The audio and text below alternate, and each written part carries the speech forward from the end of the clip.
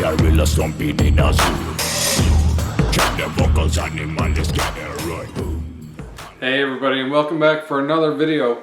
On today's video, we're going to do something a little bit different than our normal, and that is a recipe video. So I got a recipe here for moose that doesn't taste like moose.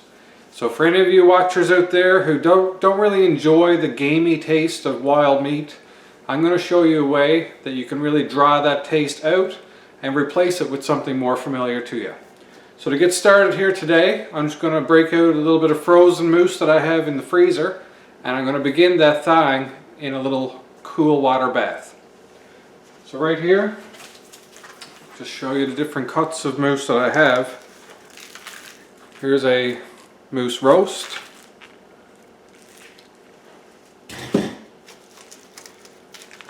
Couple of little T-bone style cuts.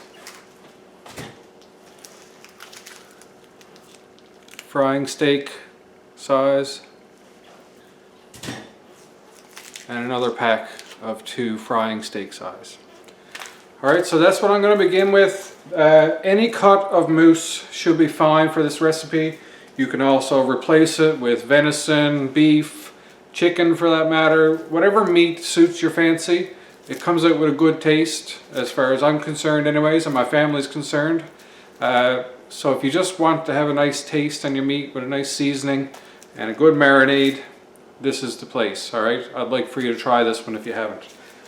So I'm going to get the sink filled up with water, get all these packs immersed down there, let them start thawing, and when they're thawed we'll come back and start cutting up the meat and trimming off some of the sinew and fat and really get this into some nice bite-sized pieces of meat.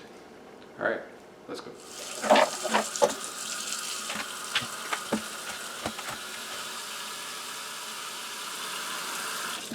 Alrighty, so that should be enough water to get these thawed.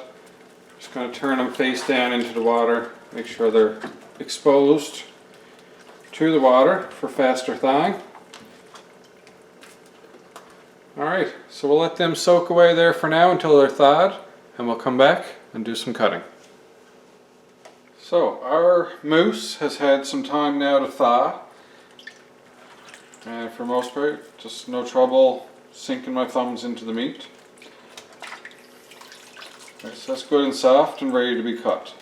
So I'll go ahead, empty out these packs. Like so. I'm going to give the meat a little rinse under some lukewarm water.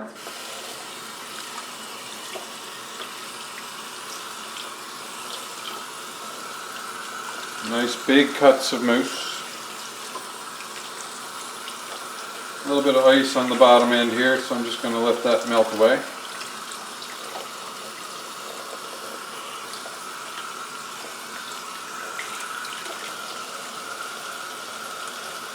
Alright, so I'm going to just be doing that with the rest of the meat, moving it over onto this plate to be ready for cutting, and just get some of this disposed of in the meantime. So I'll finish opening these up and we'll be right back with you.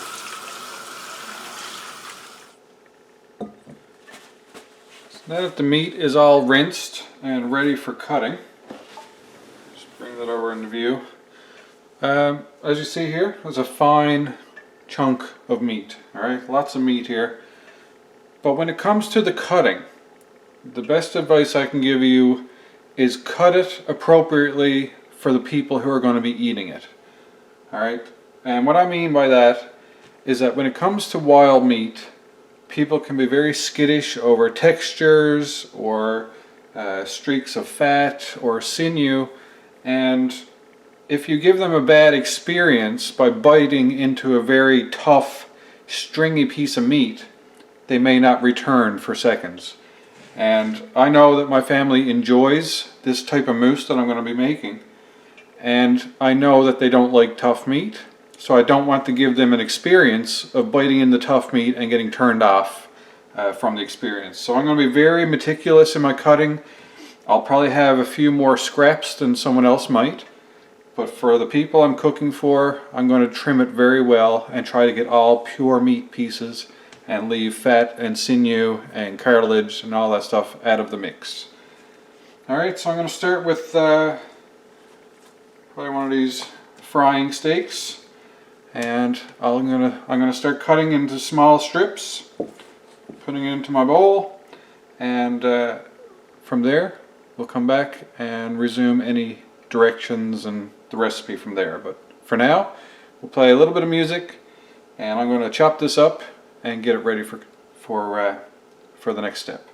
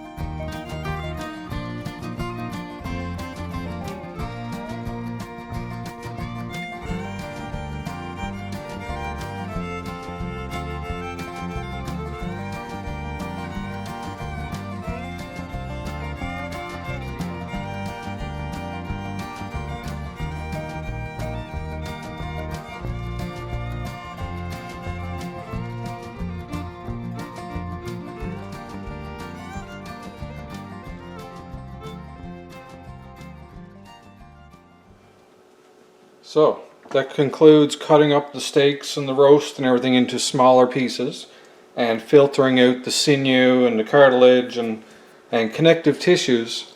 And I'm sure there's some of you that watched at least part of that and are thinking, holy moly, he threw away so much meat that was left on some of those scraps. And you're not wrong.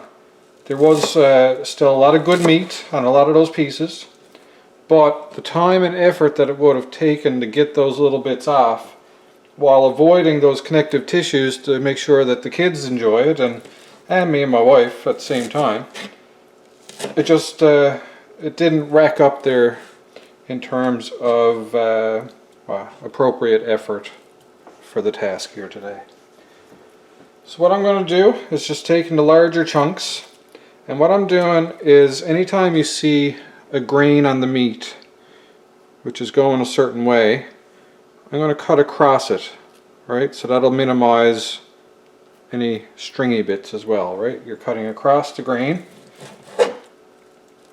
and your meat will be more tender as a result, because you're not having to bite through those strands, right? The strands are already at bite-sized length. So really you just got a piece of meat with a bunch of small little strands that you can easily tear apart, versus trying to get down through a full string of meat. Now that got a bit of stringy connective tissue there, so I'm just going to lay that one aside. And I'm just going to continue on with these larger pieces, trying to identify the grain, cutting across the grain, and I'm just making strips. So I'm going to be marinating this, which will also help to break up any connective tissues that are left as a result of this cutting. Alright, so that's what I'm doing here now, is just cutting this into strips. So I'll get back at that, and we'll see you back here when I'm done.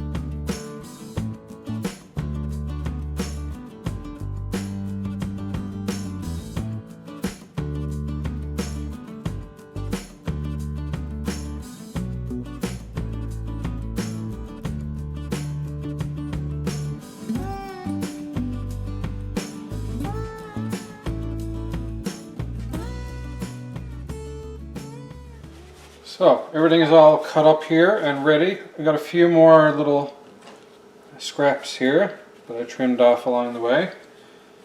So all this meat here now is going to go back into this bowl that I've rinsed out. So I'm just going to transfer that on in there.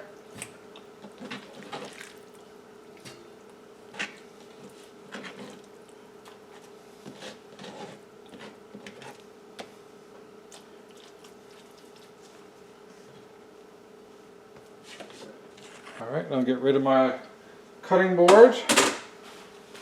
I'll do a little bit of tidying up and we'll be ready to resume the recipe. But I do have one thing to show you before we get to the recipe itself.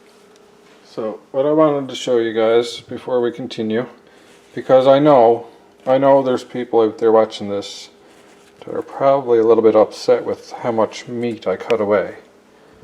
So I want to just show you nothing's going to waste.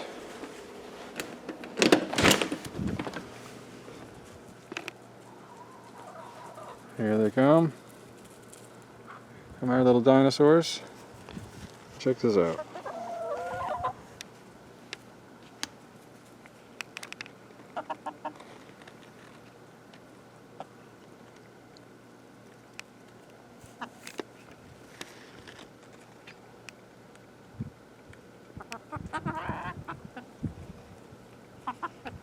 Alright.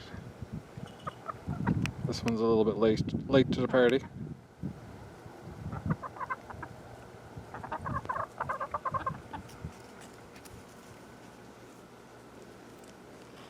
gone. Alright, so like I say, we got a few little fatty pieces and stuff left around. They'll pick at that, and the crows will pick at it. But for the most part, those scraps are being turned into eggs. So try not to worry about it. It's all good.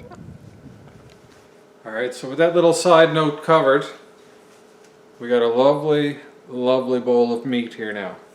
Alright, all nice little bite-sized pieces. Most of the toughness, the sinews, the cartilage, connective tissues have been cut away. Chickens are enjoying a meal of some moose themselves.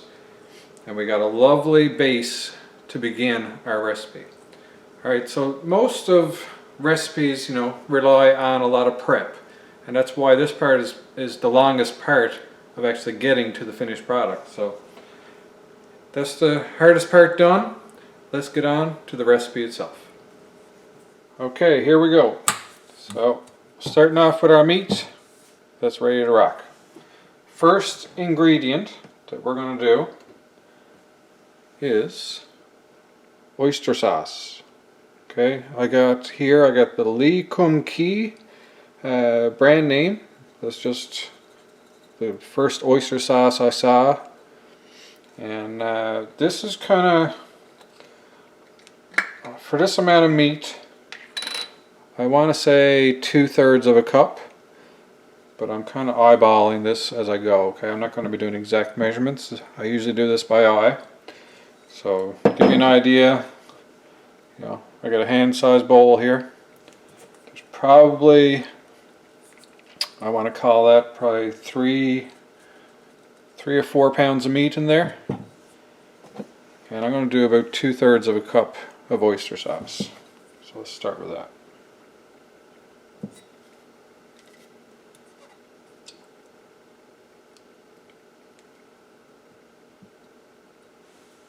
Okay. This should give you about that much.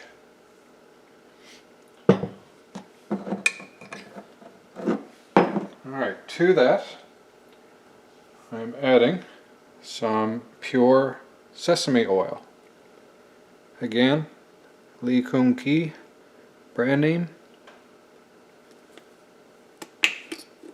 And just a few squirts of this.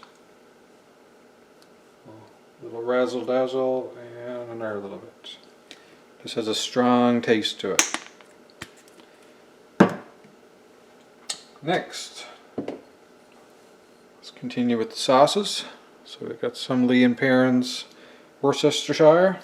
That's my pronunciation of it. Worcestershire. And just giving a few good shakes of that. Now normally I would use a VH brand soya sauce, but I don't think I got one open here right now. From what I can see, nope. So I just got some Kikkoman. This is a really good sushi soya, and we love the taste of it. It's almost like a fermented soya taste to it. So I'm just going to drizzle that, give it a bit of a healthy dose. Next, I'm going to move on to the powders. Okay, so I got onion powder, garlic powder, and Montreal steak spice. So I'll start with the Montreal steak spice since I got it in my hand. Do not go overboard with the Montreal steak spice. Alright, a couple of shakes is all you want. That's it. Okay. This stuff in a long-term marinating environment is really potent. So don't underestimate that Montreal steak spice. Garlic powder. Substitute in fresh garlic if you want, but for this part I like to do just an even top coat of garlic powder like that. And we're going to finish that off with onion powder.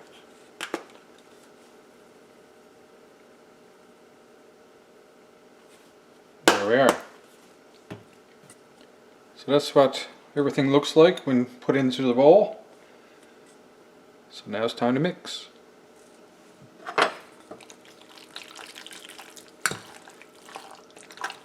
And just kind of fold it in. Let it get around on everything.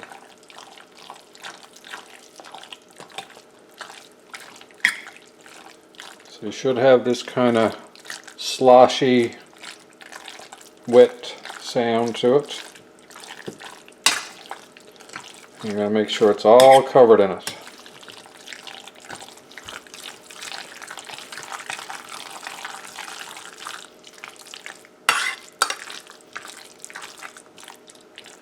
Okay, so I think that is distributed pretty equally. Very nice. Alright, so I'm just going to smooth out the top a little bit. It's not really necessary, but just for tidiness sake. And I'm going to top this now with some saran wrap. So I'll get that covered and be right back with you.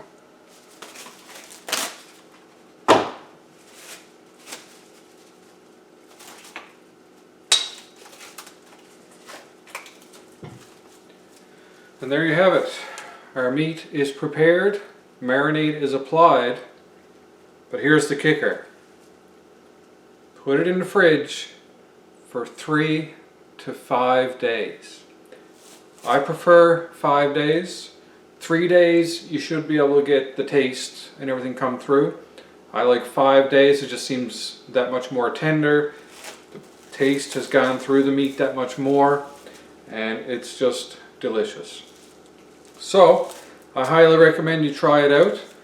I'm going to go and come back with you guys, and with the magic of movie making, about 5 days should have elapsed, and we'll come back and I'll show you how to cook this and enjoy it. Alright, we'll see you back here in a couple seconds for you, almost a week for me. Alright, let's do it. Alright, just like that, with the magic of movie making, we have elapsed 5 days.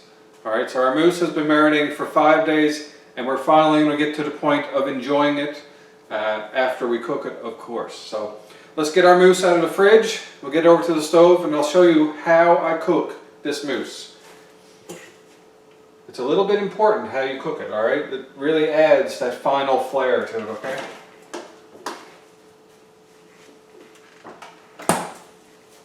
Alright, there it is. Alrighty, so now that I got my mousse taken out of the fridge, it's time to cook it, obviously. So the way I cook it, and the way I suggest you cook it, is get a large frying pan, something that can hold a bit of heat. Alright, this is a Gotham steel frying pan. Just choose whatever one works for you. But it is a little bit on the thicker side, so it'll hold that heat in a lot nicer, because we want to cook this nice and hot. Alright, and we'll get to that part. But in order to cook it, there's 3 things I want to include. The first being some extra virgin olive oil. The second and third being some cloves of garlic and ginger root. So I'll go to the fridge and I'll get those now as well. Alrighty, so I got my cutting board, I got some garlic and some ginger root. So ginger root looks to be fine. I'm just going to hollow off this piece here. And I'm going to be cutting this into slices. So I'll probably just take this little nodule here and I'll cut off the frayed end. And I'm just going to do a few slices.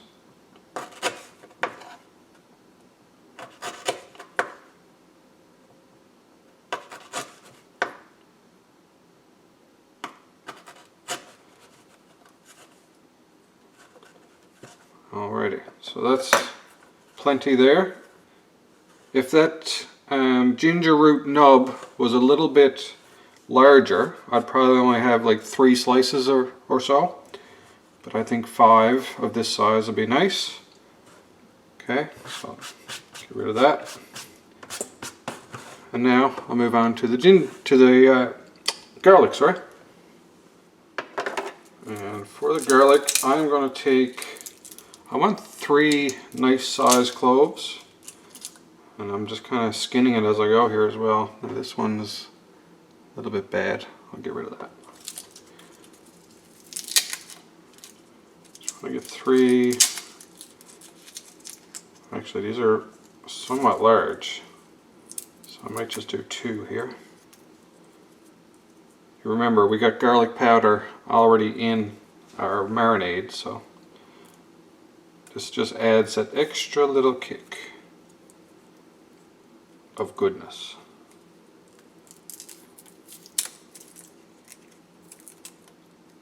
Okay, just taking the skin off it. And once you have the skin off, just going to take off the tip and the bottom side. Same thing for this one.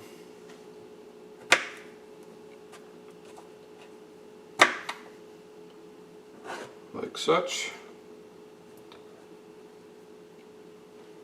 So now we got our 2 cloves of garlic and our slices of ginger root. Now for the garlic clove, what I'm going to do is just cut it into slices, alright, because this is going to be removable. You just want to fry these in the oil and then remove them.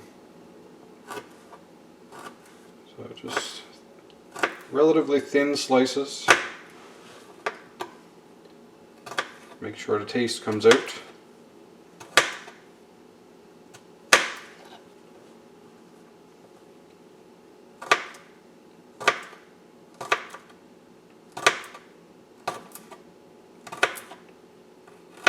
There we are.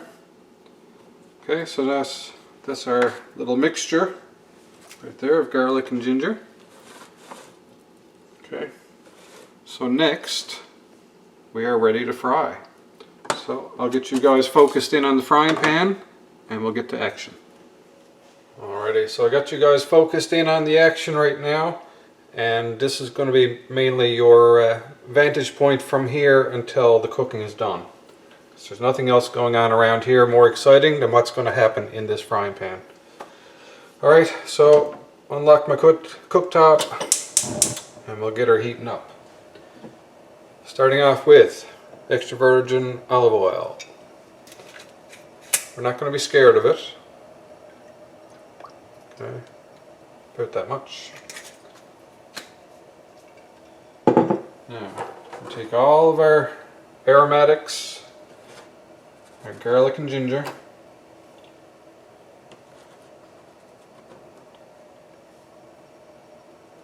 and put them down in the oil.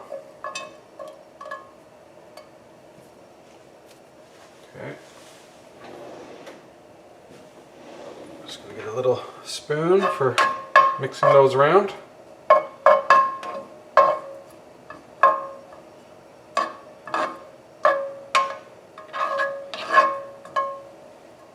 I'm just going to make sure all those are coated in a layer of oil.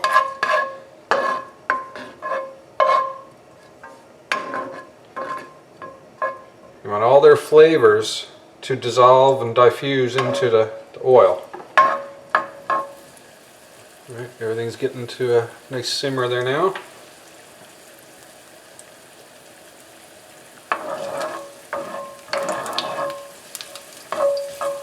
Once it gets a little more violent, then I'll turn back my heat.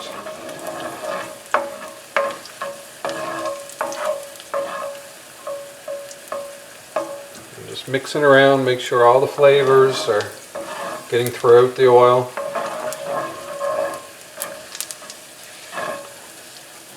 Okay, so at this point I'm going to cut it back to low.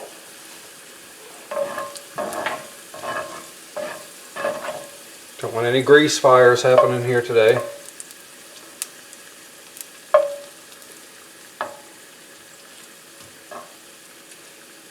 Now, if you are a garlic fan, like me, I'm not going to do it today, but I highly suggest you keep the garlic in your pan throughout the whole cooking process, and then every now and then you'll get a bite of mousse with a nice slice of garlic. Man, oh man, it's heaven, heaven on the tongue. But for now we're just making sure all the flavors get throughout the oil.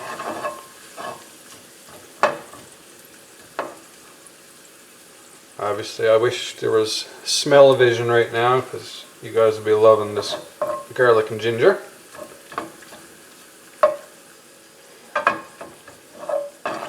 Alrighty, so with that, I'm going to move all of this over to one side, and we're going to remove it.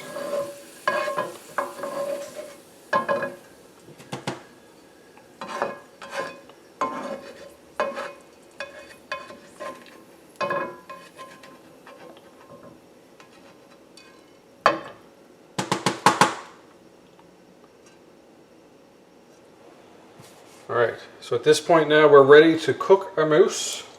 So I'm just going to open up the bowl. Alright, smells wonderful. Alright, heat back up on high.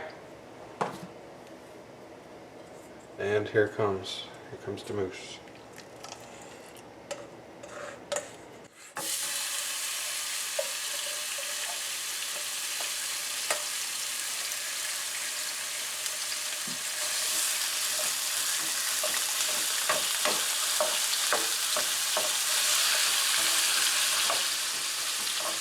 So just try to get your mousse all spread out in the pan.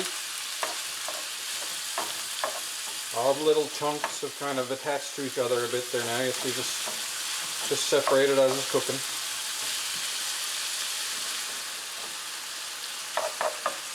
And once it's all separated like this, try to keep it moving. Alright, don't let it sit there for too long in any one place.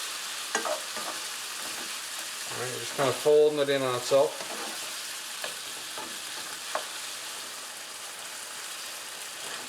Alright, so we're just keeping it moving, folding it in.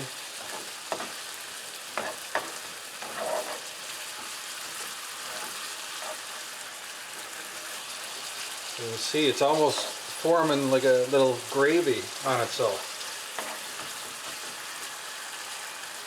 And that's just the meat juices and the marinade. You do not need to spice this any further, or season it, or anything like that. This is ready to rock. As soon as it's done cooking, it's good to eat. You don't want to overcook it either. You might make it too tough. But as long as we got a gravy like this in there, it shouldn't let it burn up or anything. You should be able to get that stewing, softening action.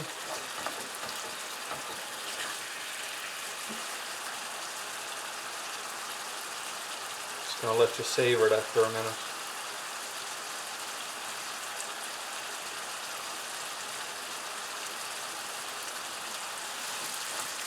Alright, so you should be able to tell when the meat is cooked. If you've done any cooking of meat whatsoever, you should be able to spy when there's no more juice coming out of the meat. It's a uniform color. No dark raw spots in the middle of the strips or anything.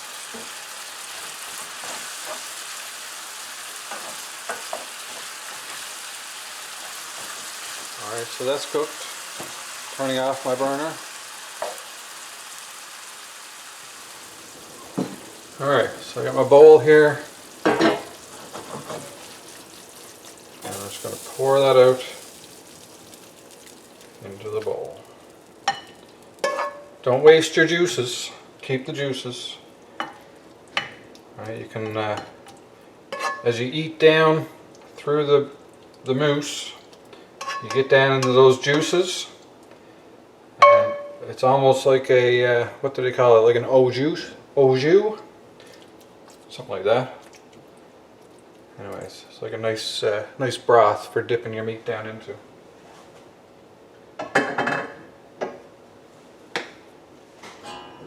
And there you go, look at that.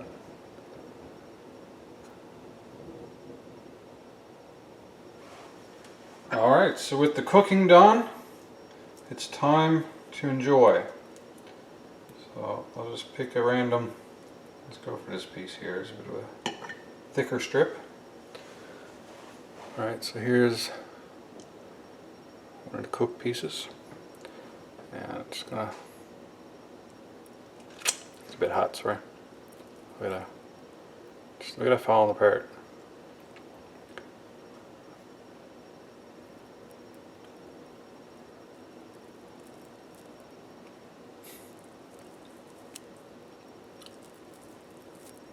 Right, even the toughest pieces with a gentle pull are just falling apart.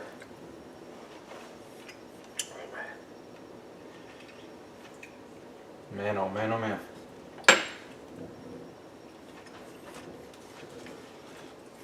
It's wicked. It's awesome. I don't know what else to tell you. It doesn't taste like mousse whatsoever. It's like it tastes like a fine steak. Right? It tastes like beef.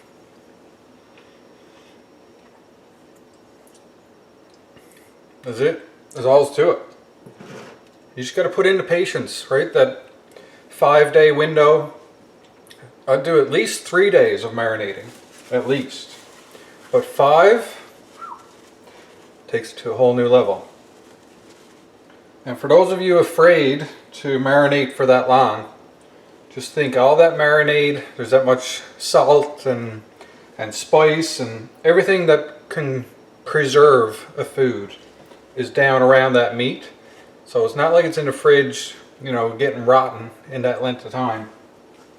You know, the meat, if anything, is just seasoned and preserved and chilling and softening up. Some of the, you know, the strands and tougher bonds in the meat, they do break down over time, but it's usually a result of the seasoning and everything working inside, not the actual meat itself rotting. Alright, so just in case any of you were afraid of that, you should be safe. Don't now. I know I can't write that in stone for you, saying that you're safe. But in my experience, I've never had a tainted meat come out of this process. All right, unless you're starting off with tainted meat, that's a different story. Alrighty, so that is the mousse cooked. It is delicious, and I think that most, if not all of you, will enjoy this in this way. It's delicious. You just eat it as a finger food as it is if you want. You do have the option of frying it up with onions as well, but some people get a sensitive stomach to onions. It can make them feel bloated and stuff, or give them belly cramping. So I found that with everything that's in there, the extra onions just aren't required. If anything, it's just more of a filler. If you want to expand the dish and make more out of what you got, throw an onion or so in there, fry it up with it, and it should be just as good. Alright, I think that's about everything, guys. So hopefully you enjoyed this video. Please go try this recipe. I think you will be amazingly surprised at how good this turns out. And for those of you who probably have tried mousse in the past and got that gamey feel, that gamey taste and tough texture where you're trying to haul it apart, that should take away all of that for you. You know, a good bit of it comes with your trimming in the beginning as well. Remember, we were very careful with the trimming, and some people would say that it was trimming off too much. But you know what? I'd rather trim it off in the beginning than leave it on my plate, because otherwise that's just where it's going to be left to. So just trim it off in the beginning, get it over with. You might lose a little bit of good meat on your trimmings, but for the most part you're saving all the bits that you would have eaten anyways and discarding what you would have discarded anyways. It's just that as a whole, doing it like this is such a better experience and presentation that I would recommend just putting that extra time in the beginning, trim it properly, and go from there. Alright, so that's it. You know, hopefully this video doesn't cause the end of mousse because everybody enjoys it so much. But I think there's definitely going to be a little more demand for it if you indulge in this. Alright, yep, that's it for today. Hopefully you guys enjoyed this recipe. Get out there, try some mousse, and you could even try this recipe on some beef if you're not able to get your hands on some mousse. This will work on beef as well, definitely.